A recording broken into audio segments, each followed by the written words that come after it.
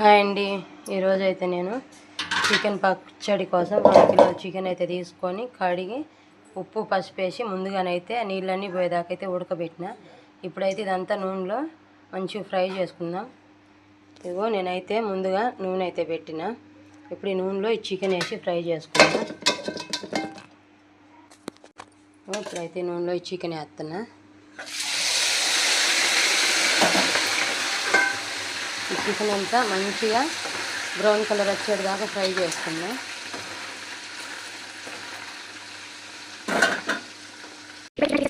Chicken fry అండి, వేరే చేద్దాం.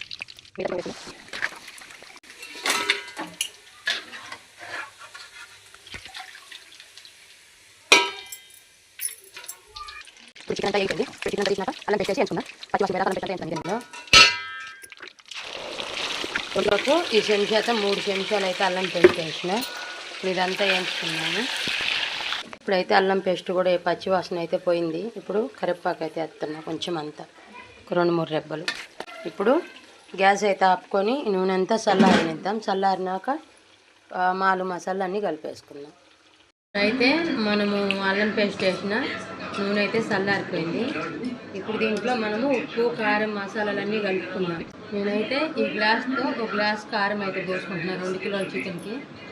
నేను ఇంకొంచెం కూడా వేస్తా కారము, 1 చెంచా అంత అయితే వేసుకుంటున్నాను.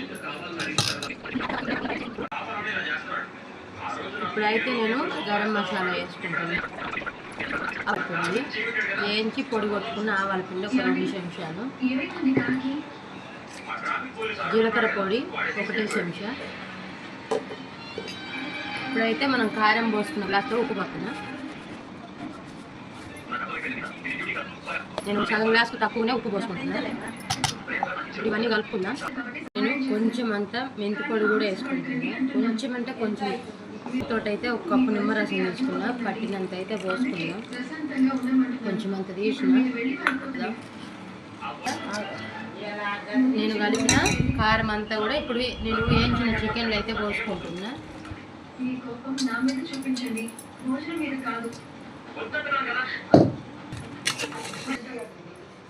నేను ఇప్పుడైతే 2 చెంచాల ధనియాల పొడి కూడా వేసుకుంటున్నా. ముందుగా అయితే వేయలేదు.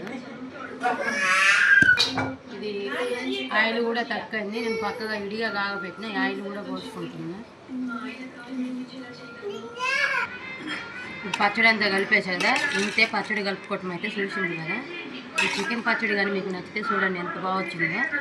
నచ్చిద్దని నేను అనుకుంటున్నాను. ఈ చికెన్ పచ్చడి వీడియో కానీ నచ్చితే తెలుసుగా నా ఛానల్ని సబ్స్క్రైబ్ చేసుకొని లైక్ చేయండి, కామెంట్ చేయండి, షేర్ చేయండి. Please subscribe.